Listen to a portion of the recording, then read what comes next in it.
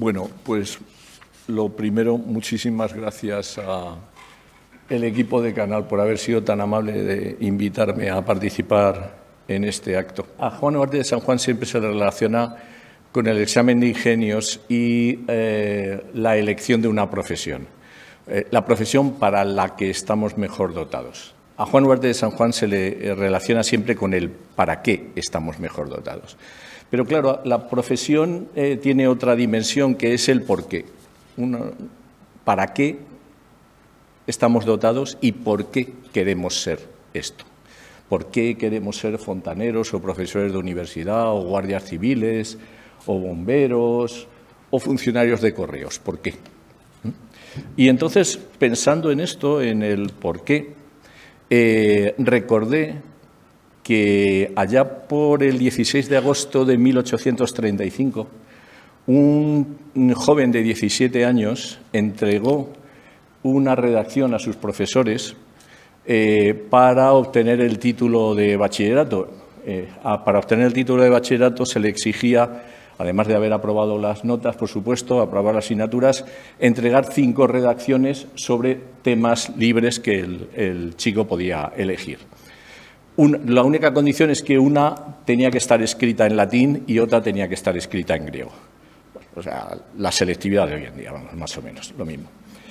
Este chico eligió para una de las redacciones el tema de la elección de la profesión, unas reflexiones sobre la elección de profesión. Y me parece que estas reflexiones de este chico en 1835, de 17 años recién cumplidos, por supuesto están hoy tan vigentes como cuando él las escribió. Os voy a leer muy rápidamente un pequeño resumen de su redacción. Dice así: la naturaleza ha determinado la esfera de actividad en la que debe moverse todo animal, y éste se mueve apaciblemente en ella sin intentar sobrepasar sus límites, sin intentar siquiera echar un rápido vistazo más allá. También al ser humano Dios le ha dado un fin, el de ennoblecerse a sí mismo y a la humanidad, pero le permite buscar por sí solo los medios mediante los cuales realizar este fin. Le deja elegir la profesión más adecuada para él, desde la cual podrá más fácilmente elevarse a sí mismo y a la sociedad.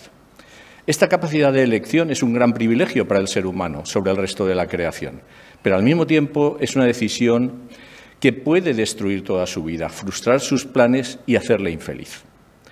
Recapacitar seriamente sobre esta elección es, por tanto, el primer deber de un joven que comienza su carrera y no quiere dejar sus asuntos más importantes al arbitrio de la suerte. Todo el mundo tiene en mente una meta que le parece importante, y así será de hecho si la más profunda de las convicciones, la voz más íntima del corazón, se lo declara. Dios nunca nos deja solos y sin guía. Él habla en voz baja, pero certera. Pero esta voz de Dios puede fácilmente ahogarse, y lo que tomamos por vocación puede ser el producto de un instante, que otro instante puede quizá destruir. Nuestra imaginación quizá echa a volar, nuestras emociones nos alteran, vemos fantasmas ante nuestros ojos y nos lanzamos de cabeza hacia lo que el impetuoso instinto nos sugiere, imaginando que Dios mismo nos lo señala. Y lo que ardientemente abrazamos pronto nos repele y vemos toda nuestra existencia en ruinas.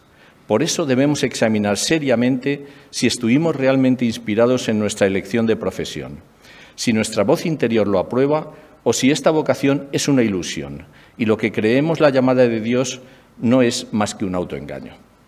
Pero ¿cómo podemos detectarlo sino rastreando la fuente misma de la vocación? Por un lado, el brillo de lo grande puede suscitar la ambición y la ambición puede fácilmente producir lo que creemos vocación. La razón es incapaz de reprimir al joven tentado por el demonio de la ambición. Ya no será él quien elija su posición en la vida. En lugar de ello, será arrastrado por el azar y la fantasía. No estamos llamados a la profesión que nos ofrezca las más brillantes oportunidades.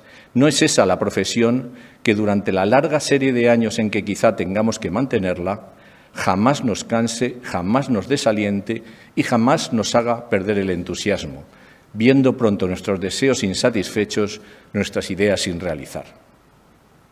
Pero no solo la ambición puede despertar un entusiasmo repentino por una profesión determinada.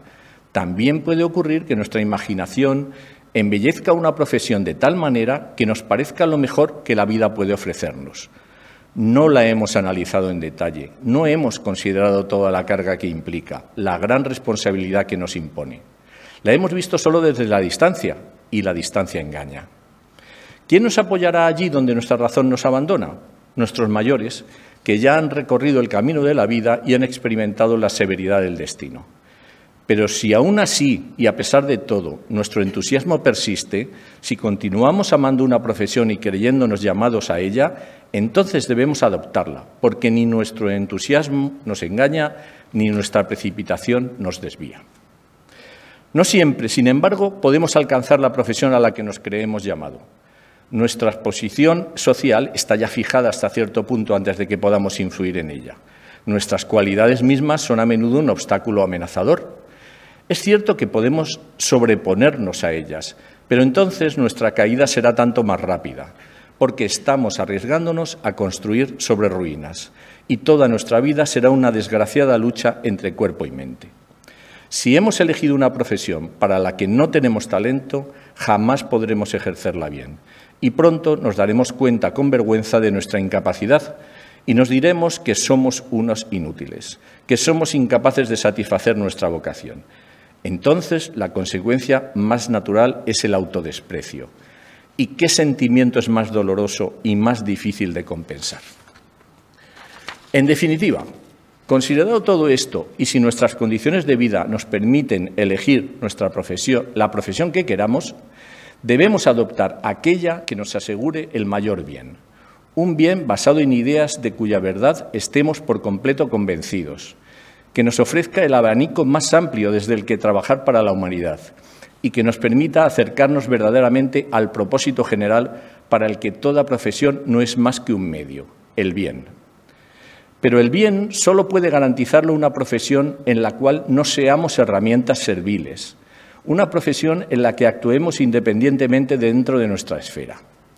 Esto solo puede garantizarlo una profesión que no exija actos reprobables, una profesión que se pueda ejercer con orgullo, una profesión que garantice esto en su más alto nivel. No siempre es la más prestigiosa, pero siempre es la mejor. La principal guía, por tanto, que debe dirigirnos en la elección de profesión es el bienestar de la sociedad y nuestra propia perfección. Y no debe pensarse que estos dos intereses puedan entrar en conflicto, que uno pueda destruir al otro.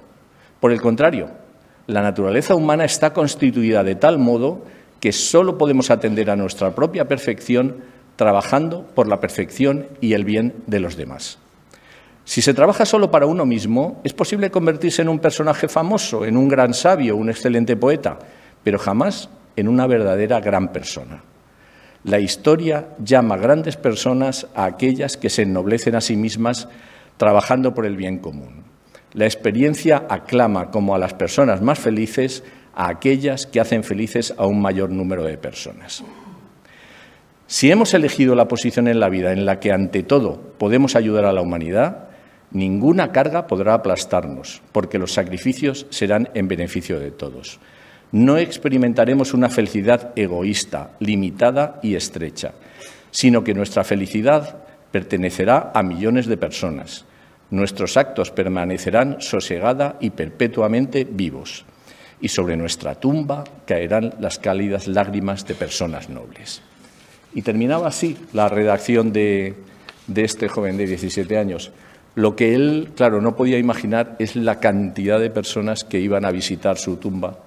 Y derramar lágrimas yo no he visto a nadie, pero muy emocionados depositando flores sobre su tumba, sí. Si queréis visitar la tumba, nos pilla un poquito lejos porque está en el cementerio de Highgate, al norte de Londres, pero la tumba es imposible, no tenéis que preguntar, la encontráis inmediatamente, porque a la entrada del cementerio hay un cartelito y una flecha que dice: a la tumba de Karl Marx. Muchas gracias.